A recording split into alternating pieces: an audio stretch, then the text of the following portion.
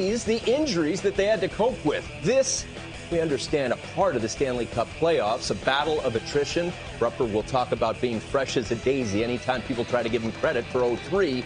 This was asking a lot when you get down to your third-string goalie. There is an image seared into my mind. Kiviranta scores the clincher.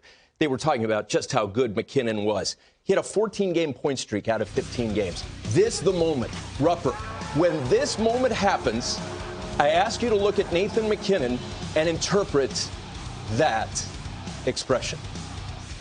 Missed opportunity. And it's not by anything that he did not do. Seriously. Or even for the team, for that matter. Listen, to win the Stanley Cup, you need a lot of things to go your way. You have to play to your capabilities. You have to exceed those capabilities and expectations, but you also need some luck. Sure. And injuries are certainly significant in that, and it hit Colorado very hard. And the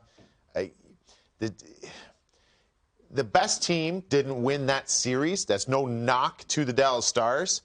But that was Dallas Stars taking advantage of an opportunity that presented to themselves. This team in Colorado is not going anywhere as far as they are the elite. They are the top team. I've said this for the last 2 years. Yes. This is the most exciting team that I'm going to be watching, or that we're all going to be watching for the next 5 years. And this has already started. The future, the drafting, all the moves that Joe Sakic has made, this team has it all. The only concern I have is, can they stay healthy? But you say that for every team. But then also a goaltending. It's one area that they didn't do anything in this offseason. They have very good goaltenders, but Philip Grubauer has been known to be hurt. And Pavel Francouz, he's been very good at times. But in the playoffs, you need an ace. And up to this point, I don't know if either of them are that yet. I want to bring up the fact that Mike Johnson is somebody that is very difficult to impress. When he praised Nathan McKinnon, he said he was an impactful guy every shift.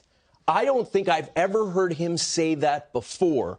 What allows McKinnon to put his fingerprints all over the game as often as he does? His motor. He never stops. The thing that jumps out to me the most is what I see in him is what I saw in Alexander Ovechkin when he came into the NHL.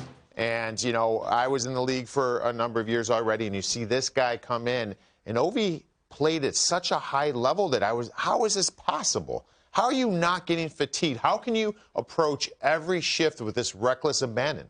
Wow. Well, 29's doing it now in Colorado. And he does the same thing. And listen, he's not far off from the physicality department either, is Alex Ovechkin. Alex Ovechkin's maybe initiator a little bit more, but you get in those close corners with Nathan McKinnon, or if he's got the full head of steam, look out, because this guy comes downhill at you.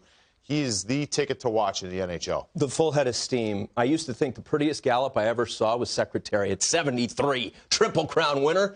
I now think it's Nathan McKinnon winning by 31 at Belmont. Look at me like a jockey.